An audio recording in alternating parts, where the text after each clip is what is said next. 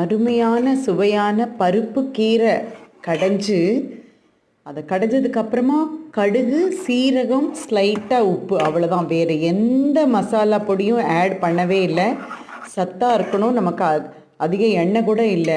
ஒரே ஒரு துளி அரை டீஸ்பூனில் கொஞ்சோண்டு கடுகு ஒரு சீரகம் மட்டும் போட்டு இந்த பருப்பு கீரையை கடைஞ்சேன். அவ்வளோ டேஸ்ட்டாக இருந்தது. சுட சுட சாப்பாட்டுக்கு இந்த மாதிரி கீரை, எந்த வகை கீரையும் இந்த மாதிரி பண்ணி சாப்பிடும் பொழுது சூடான சாப்பாட்டுக்கு ரொம்ப அருமை. குழந்தைகளுக்கு கூட இதை பிசைஞ்சு நெய்யில் பிசைஞ்சு கொடுக்க முடியும். அவ்வளோ நல்லாயிருக்கும். சப்பாத்திக்கு தொட்டுக்கிறதுக்கு எக்ஸலண்ட்டாக இருக்கும். சுட சுட சாப்பாடு அப்படியும் தொட்டுக்கிறதுக்கு வேணும்னா அப்பளமோ இல்லைன்னா ஊறுகாயோ வச்சு சாப்பிட்லாம்.